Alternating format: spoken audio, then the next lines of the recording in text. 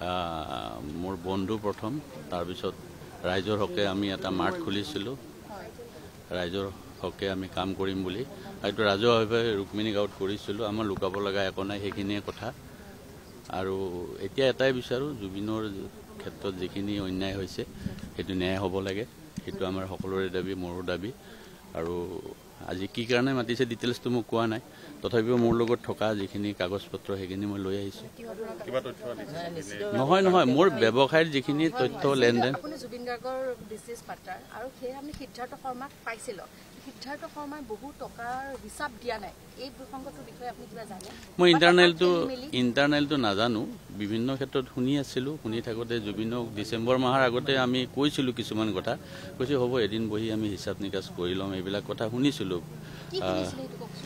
সেইবিলাক আৰু জুবিনৰ টকা পইচাবিলাক ক'ত খৰচ কৰিছে, কি কৰিছে, হিচাপ নাছিল। বিভিন্ন পক্ষৰ পৰা শুনিছিলোঁ, বিভিন্ন মানুহে কয়, আমাক কয় তোমালোকে ক'ব লাগে, তোমালোকে লগত থকা অনবৰতে। মই বোলে আমি জুবিনৰ লগত ইমান ইণ্টাৰনেল টকা পইচাৰ কথা নাপাতোঁ, আমাৰ লগত যিখিনি আছে আমি সেইখিনি পাতোঁ। তাৰপিছত জুবিনক কৈছিলোঁ আমি যে তুমি এইবিলাক ঠিক ঠাক কৰি লোৱা। এই যেতিয়া কাহিলীপাৰাৰ সেই মাটি টুকুৰা কিনাৰ ক্ষেত্ৰত নহয়, খাৰগুলিৰ মাটি কিনিব নোৱাৰিলে, তেতিয়া তাৰমানে কৈছিলোঁ যে তোমাৰতো পইচা থাকিব লাগিছিলে। মই চোৱাই নাই ৰ'বা, সেইবিলাক চাম। আৰু পইচাৰ ক্ষেত্ৰত ইমান গুৰুত্ব দিয়া নাছিলে জুবিনে। নহয়, সিদ্ধাৰ্থৰ কথা অহা নাছিলে তেতিয়া, যে পইচাৰ ক্ষেত্ৰত আহিছিলে, চাব দিছিলোঁ আমি। নহয়, হিচাপটো নাই বুলি কোৱা নাই, কৈছে হিচাপটো চাম বুলি কৈছিলে। আৰু চাম বুলি কৈছিলে। এতিয়া ইণ্টাৰনেলটো ইমানটো নাজানো, অফিচ হ'ল আজি এবছৰো বেছি হৈ গ'ল। আৰু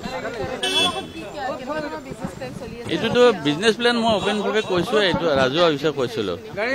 সেইটোৱে আছিলে। আৰু আমি ৰাইজৰ হকে কাম কৰিম, খেতি কৰিম, বজাৰ বস্তু আনিম, ৰাইজক দিম, নিবনুৱা যুৱক যুৱতীক সংস্থাপন দিম, এইটোৱে আছিলে আমাৰ মেইন উদ্দেশ্য। আৰু তাৰমানে আৰু এইটো আমি ৰাজহুৱাভাৱে প্ৰথম দিনাই কোৱা হৈছে। এইটো আমাৰ আৰু বেলেগকৈ নিজাকৈ ক'ব লগা একো নাই। আমি প্ৰথম আৰম্ভণি যেতিয়া কৈছিলোঁ, আপোনালোকৰ মিডিয়াৰ মানুহ কৈছিলে, ৰাজহুৱা হিচাপে ৰুক্মিণী গাঁৱত ঘোষণা কৰা হৈছিলে।